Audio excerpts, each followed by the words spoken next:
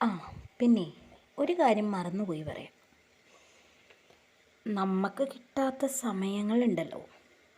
അതായത് നമ്മൾ പറയാറില്ലേ, എനിക്ക് ഇന്നെ ശ്രദ്ധിക്കാൻ, എനിക്ക് എന്നെ നോക്കാനൊന്നും തീരെ സമയമില്ല എന്ന് നമ്മൾ പറയാറില്ലേ.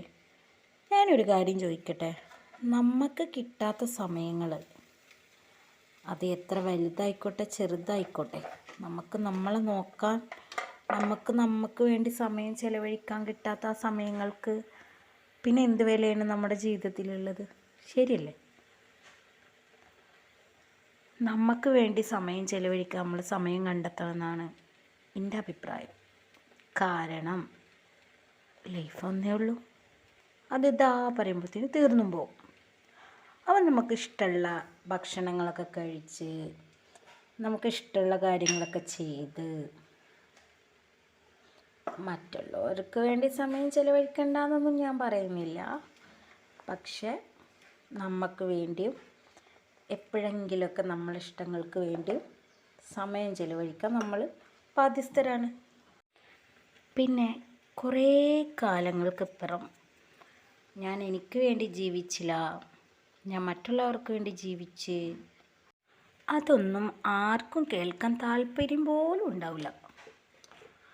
പിന്നെ നമ്മളെ ഇഷ്ടങ്ങളൊക്കെ മാറ്റി വെച്ച് നമ്മൾ മറ്റുള്ളവർക്ക് വേണ്ടി ചെയ്യുന്ന കാര്യങ്ങളൊന്നും അവരോർത്ത് വെക്കുന്നൊന്നും നമ്മൾ ഒട്ടും പ്രതീക്ഷിക്കണ്ട. നമ്മൾ നമുക്ക് വേണ്ടി സമയം മാറ്റി വെക്കാത്ത സമയങ്ങളൊന്നും മറ്റുള്ളവർ നമുക്ക് വേണ്ടി മാറ്റി വെക്കുന്നു എനിക്ക് തോന്നണില്ല. പിന്നെ അവർക്ക് പറയാൻ ഒരൊറ്റ കാര്യം ഉണ്ടാവും, ഞാൻ പറഞ്ഞ എനിക്ക് വേണ്ടി ജീവിക്കണ്ടെന്ന്, അല്ലെങ്കിൽ എനിക്ക് വേണ്ടി സമയം കണ്ടെത്തണ്ടെന്ന്. ഇതൊക്കെ പറയാനാവും അവർക്ക് കൂടുതൽ താല്പര്യം. ശരിയല്ലേ? പിന്നെ നമ്മൾ നമുക്ക് വേണ്ടി എപ്പോഴെങ്കിലുമൊക്കെ ജീവിക്കുന്ന ജീവിതം ഉണ്ടല്ലോ, അത് മാത്രമേ ഉണ്ടാവുള്ളൂ നമുക്ക് കൂട്ടിനായിട്ടും പിന്നെ നമ്മളെ നല്ല ഓർമ്മകളായിട്ടും.